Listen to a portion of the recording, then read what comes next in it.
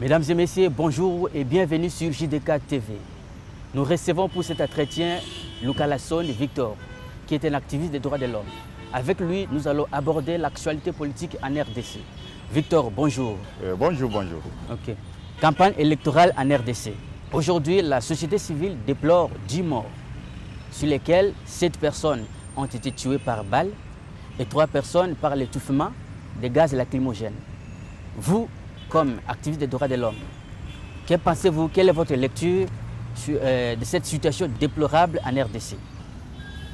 Par rapport aux situations catastrophiques de l'organisation des élections et des modes de campagne menés par l'opposition et la mouvance en place, premièrement, nous sommes obligés de tenir compte sur les effets et la façon de préméditation de la mouvance vis-à-vis de l'opposition qui mène la campagne en République démocratique du Congo.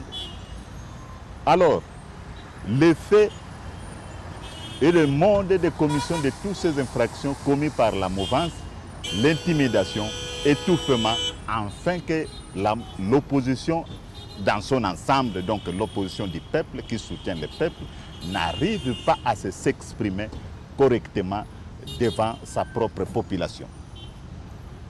De ce qui concerne les habits ou les caractères de l'opposition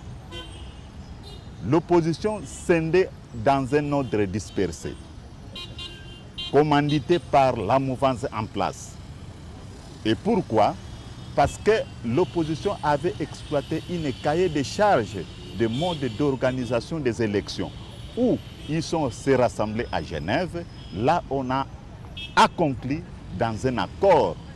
D'où, quelle est la base de cet accord? Ils ont choisi d'être dans fil indien, donc candidat unique. Mais l'objectif de ce candidat unique,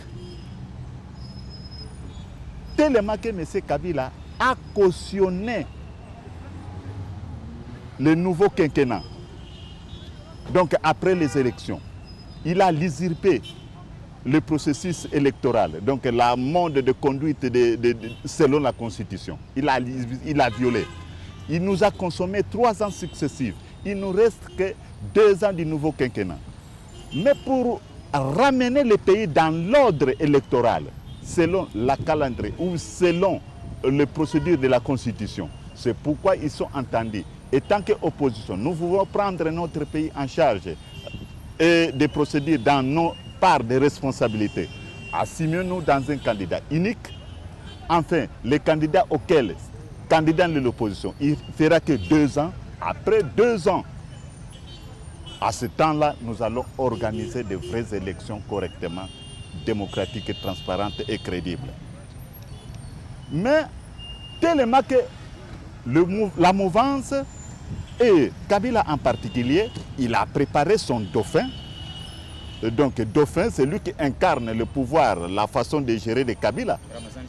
Ramazan Chadar, que je respecte beaucoup aussi d'une autre manière, étant que citoyen congolais.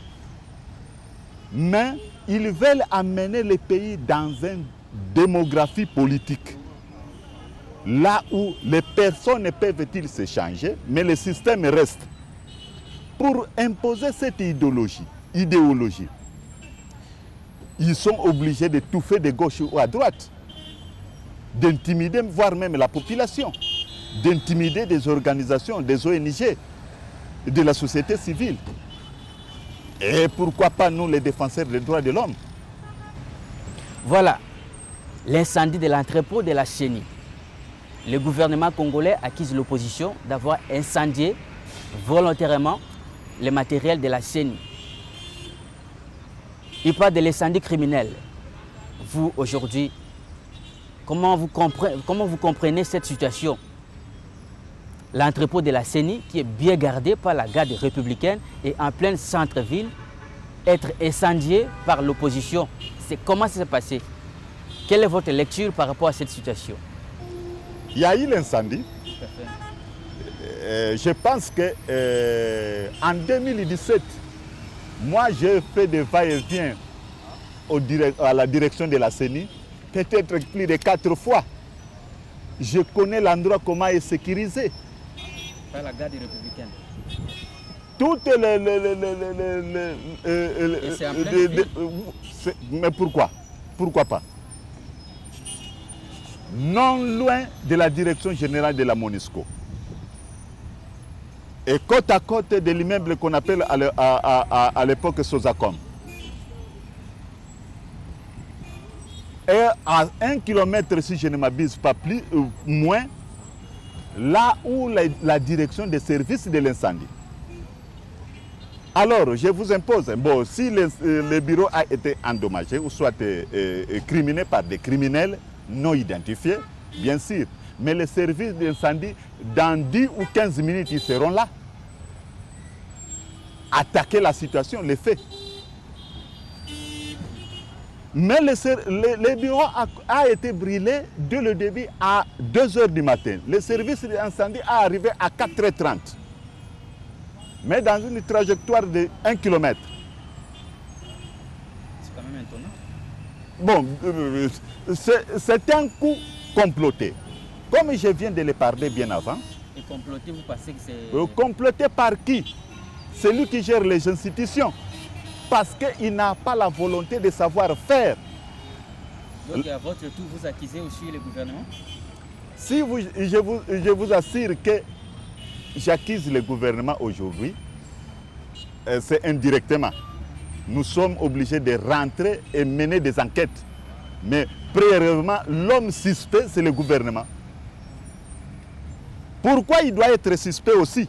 Parce qu'il y a la police, il y a l'armée en quelque sorte, il y a la force républicaine qui garde la présidence, c'est Banamoura qu'on appelle. Oui. Ils sont là, toutes les unités sont là pour sécuriser l'endroit. Et pour arriver à la direction générale de la CENI, peut-être si vous êtes en voiture, vous allez laisser peut-être votre voiture à 30 mètres. Et de 30 mètres à rentrer au locaux de la CENI, vous êtes contrôlé par plusieurs unités.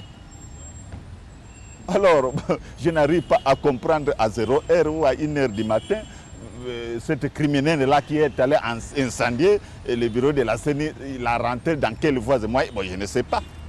Toujours dans le cadre des élections. Pour vous confirmer, le premier suspect qu'on va suspecter, c'est les gardes qui sont là à garder. La garde républicaine. La garde républicaine et la police aussi. Okay. Toujours sur les élections en RDC, à 4 jours, n'est-ce pas, des élections, les procès-verbaux ne sont pas encore arrivés en RDC. Une partie qui est déjà à Kinshasa ne peut pas suffire, la capitale. Est-ce que ces manigas, pour ainsi dire, ce n'est pas une façon de repousser les élections? Vous, comme activiste des droits de l'homme, comment voyez-vous cette situation? Étant donné que ce sont les matériels inévitables, nécessaires, on ne peut pas faire les élections sans le PV. Je vous assure que voir même ce qu'on appelle les machines à voter, avant d'arriver aux situations de procès-verbaux de PV, machine à voter, ce n'est pas le matériel qu'on a conventionné sur la mode d'organiser les élections. D'ailleurs, le même Corneille Nangaa, il est imposé par la population. Il est imposé par la population. On lui impose Corneille Nangaa. Corneille Nangaa arrivait sur le terrain pour favoriser, gracier la mouvance en place. Il cherche des mécanismes. Voilà comment il a fait introduire la machine à voter, qui n'a rien à voir sur les accords, les modes d'organisation. Alors, la machine à voter, c'est Made in Corneille Nangaa. Ça n'a rien à voir avec le mode d'organisation des élections en RD Congo. Voilà, vous avez adressé une correspondance aux autorités nationales et internationales, notamment au secrétaire général des Nations Unies, Antonio Guterres. Les Congolais veulent savoir, nous voulons savoir aujourd'hui quel est le but, n'est-ce pas, de cette correspondance. Qu'est-ce que vous cherchez? Alors, nous avons adressé le courrier au secrétaire général de l'ONU, que je respecte beaucoup, son Excellence M. Antonio Guterres. les stratégies politiques des leaders congolais, donc de la RDC, peuvent-ils causer préjudice dans les jours à venir s'il n'y a pas un véritable dialogue? Vous préconisez le dialogue Alors, donc les élections s'approchent? On préconise le dialogue, pourquoi? Pour sauvegarder la paix et l'unité nationale. Pour sauvegarder la paix et l'unité nationale, il faut préconiser la paix, le dialogue. Et le dialogue, ça sera avec qui? Avec le président sortant? Avec qui? Le dialogue sera avec qui? Sera avec tous les Congolais. Parce que si je vous parle que depuis la conférence nationale, avant la conférence nationale, il y a eu même des dialogues. Tout à fait. Et conférence nationale, après conférence nationale, plusieurs dialogues qui aboutit à rien. Donc le virus de la mauvaise foi est permanent dans des cerveaux des leaders congolais en disant ceci, après Y c'est moi, après un groupe de gens c'est nous. Aujourd'hui c'est notre tour et il s'en fout dans les jours à venir pour les autres. Mais quand c'est notre tour, un tel Y, il doit être forcé en exil. Et les autres soient poussés au cimetière. Et les autres en prison. Donc si nous voulons qu'il y aura la paix, la continuité et la sécurité en République démocratique du Congo, nous sommes obligés de marcher dans un forum de vérité et de réconciliation nationale. Là où nous allons inviter tout le monde, opposition, société civile, mouvance en place, en exil ou au Congo, nous sommes obligés d'être ensemble et donner l'interdiction à tous genres de politiciens qui ont l'idée ou l'envie de continuer à vivre à l'étranger, de rester au Congo. Voilà. Aujourd'hui en RDC, la Lucha demande, n'est-ce pas, une transition sans Kabila. Est-ce que vous êtes dans la même logique que la Lucha? Transition sans Kabila, ça pourrait être le point de vue des gens, mais le dialogue est permanent. Mais ce point de vue pourra être discuté dans l'ensemble. Si on se conclut qu'il y aura dialogue, je pense que M. Kabila sera présent au dialogue, parce qu'il y aura dialogue. Et s'il s'agit de discuter une transition sans Kabila, c'est dans l'ensemble. Lorsque l'opposition quitte en exil, rentre au pays, lorsque l'opposition sur le terrain, la société civile, c'est une question que nous allons discuter dans l'ensemble. Est-ce que vous avez un message à dire aux Congolais qui vous regardent aujourd'hui par rapport à la situation politique en RDC? Nous voici dans 4 jours des élections.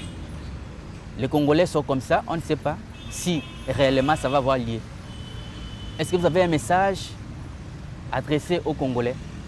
Et tant que coordinateur du groupe, soutenu par toutes les sociétés civiles au Congo et partout en exil forcé, on vous appuie à tous les peuples congolais de continuer à s'adhérer et être actifs à ce groupe qu'on appelle le groupe de pression.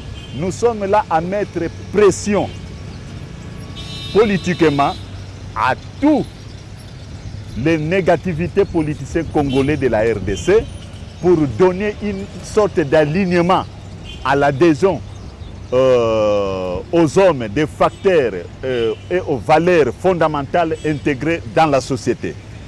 Alors, s'il s'agit de parler de cette idéologie, c'est dans ce groupe, association que nous allons adhérer tout le monde dans l'ensemble du pays et en exil dans tous les diasporas.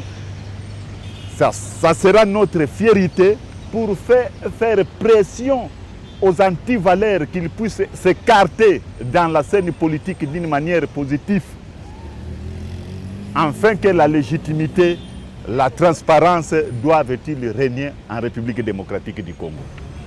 Victor, merci d'avoir répondu à notre invitation. Mesdames et messieurs, c'est la fin de l'entretien de JDK. Merci de nous avoir suivis et à la prochaine.